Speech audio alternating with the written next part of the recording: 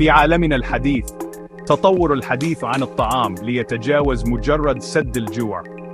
لقد أصبح نسيجاً معقداً من الأخلاق، الصحة، علوم البيئة، الهوية الشخصية. قليل من المواضيع تثير هذا النقاش الانقسام بين النباتية الشاملة واللاحمية. هذا ليس مجرد اختيار بين سلطة وشريحة لحم، إنه يمثل فلسفتين مختلفتين تماماً حول علاقتنا بالكوكب، علاقتنا بالكائنات الحية الأخرى، علاقتنا بأجسادنا. غالباً ما يكون النقاش حماسياً، مليئاً بقناعات راسخة لدى الطرفين، مما يخلق مشهداً ثقافياً واجتماعياً يتم فيه فحص خياراتنا الغذائية والدفاع عنها بقوة. إنه صراع أيديولوجيات حديث يتجلى على أطباق عشائنا كل يوم. قرار تبنين مضحيات نباتي شامل نادراً ما يكون قراراً عابراً، بل هو اختيار عميق للجذور في ثلاثة قناعات أساسية: الأخلاق، البيئة، الصحة، الحجة الأخلاقية. ربما تكون المحرك الأقوى للكثيرين. يؤمنون بمبدأ حقوق الحيوان، كل كائن واع يستحق الحياة والتحرر من المعاناة. أنظمة الزراعة الصناعية تذبح مليارات الحيوانات سنويا. هذه الأنظمة قاسية بطبيعتها من الناحية البيئية. الحجة لصالحها النباتية الشاملة، تدعمها أبحاث علمية متزايدة. صناعة الثروة الحيوانية مساهم رئيسي في انبعاثات غازات الاحتباس الحراري، سبب رئيسي لإزالة الغابات، تطهير مساحات واسعة بما في ذلك الغابات المطيرة. كما اكتسبت الحجة الصحية الأنظمة النباتية المخطط لها جيدة، أقل في الدهون المشبعة، أقل في الكوليسترول، أعلى في الألياف، أعلى في الفيتامينات، أعلى في المعادن. لعديد من الدراسات ربطت الأكل النباتي بانخفاض خطر الإصابة بأمراض القلب، السكري من النوع الثاني، ببعض أنواع السرطان، ارتفاع ضغط الدم. يدافع عن النظام الغذائي اللاحمي، وهو النمط الغذائي الأكثر شيوعاً في تاريخ البشرية، على أساس الكمال الغذائية، التقاليد الثقافية، التكييف البيولوجي. من منظور غذائي، يجادل اللاحمون بأن دمج كمية معتدلة من المنتجات الحيوانية يوفر طريقة مباشرة وفعالة للحصول على بعض العناصر الغذائية الأساسية.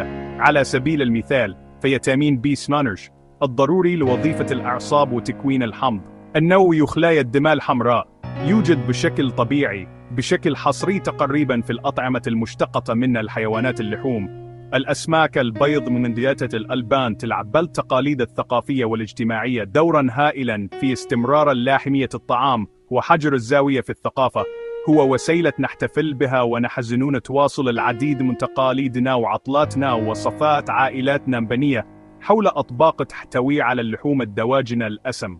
علاوة على ذلك، يشير مؤيد اللاحمية إلى التطور البشري والبيولوجية كمبرر لخياراتهم الغذائية. يجادلون بأن البشر تطور وصيادين جامعين مع أنظمة هضمية وهياكل أسنان تتكيف مع معالجة المواد النباتية والحيوانية على حد سواء. تعتبر قدرتنا على استخلاص الطاقة من مجموعة واسعة من مصادر الغذاء ميزة تطورية رئيسية سمحت لأنواعنا بالبقاء والازدهار. عندما نضع الأنظمة الغذائية النباتية الشاملة واللاحمية جنباً إلى جنب، يصبح واضحاً أن أي منهما لا يحتكر الصحة أو الفضيلة، فلكل منهما مجموعة مميزة من المزايا والعيوب المحتملة.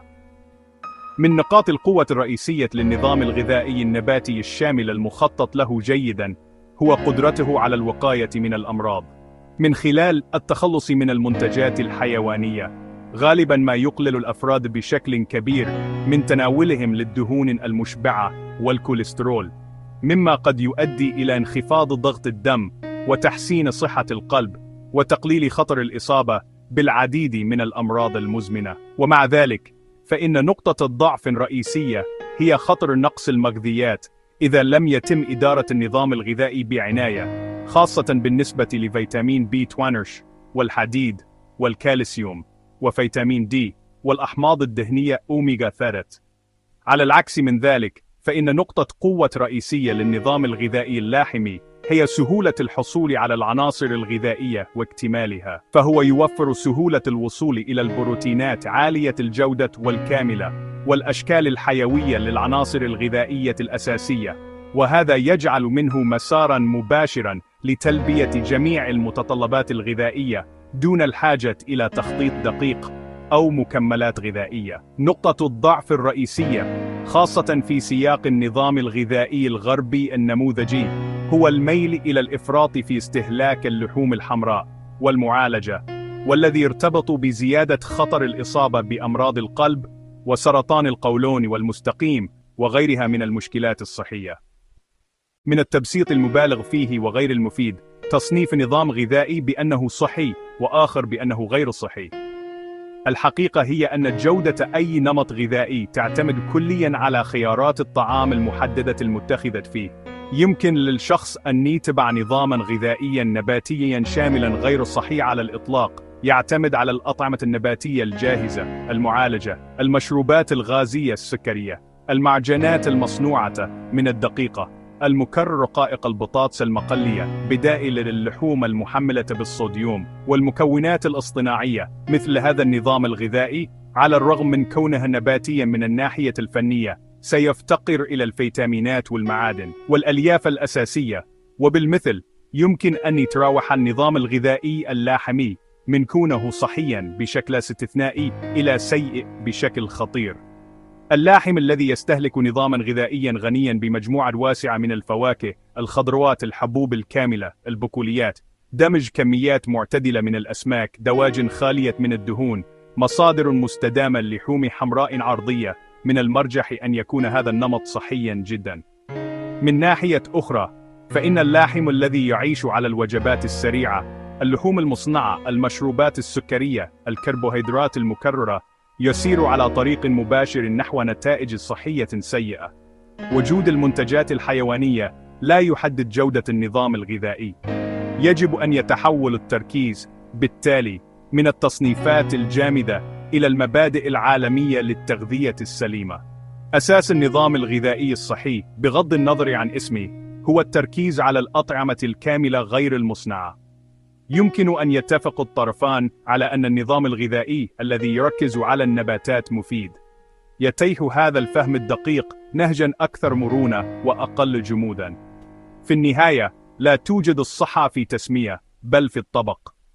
اختيار المسار الغذائي الصحيح لا يتعلق بالفوز بجدال، إنه قرار شخصي عميق يجب أن يتناسب مع ظروفك الفريدة. الخطوة الأولى والأكثر أهمية هي الاستماع إلى جسدك والتشاور مع أخصائيي الرعاية الصحية. فكر في احتياجاتك الصحية الفردية، أي حالات طبية موجودة، استعداداتك الوراثية ونمط حياتك. فكر في قيمك الشخصية وما يهمك أكثر، الاهتمامات الأخلاقية لرفاهية الحيوان. كن عملياً وواقعياً. ضع في اعتبارك ميزانيتك، إمكانية وصولك إلى أطعمة معينة، مهاراتك في الطهي، مقدار الوقت الذي ترغب في تخصيصه لإعداد الطعام. أفضل نظام غذائي هو الذي يمكنك الالتزام به باستمرار. أبدأ بتغييرات صغيرة يمكن التحكم فيها بدلاً من تغيير شامل بين عشية وضحاها. أيام الاثنين الخالية من اللحوم. اجعل وجبة واحدة في اليوم نباتية بالكامل. أخيراً، حرر نفسك من ضغط الكمال وحكم الآخرين. عالم الطعام مليء بالدوغمائية والقبلية. رحلتك نحو العافية هي رحلتك أنت. النصر النهائي: طريقة أكل متوازنة وواعية ومبهجة تغذي جسدك تتوافق مع قيمك وتجلب لك الصحة والسلام.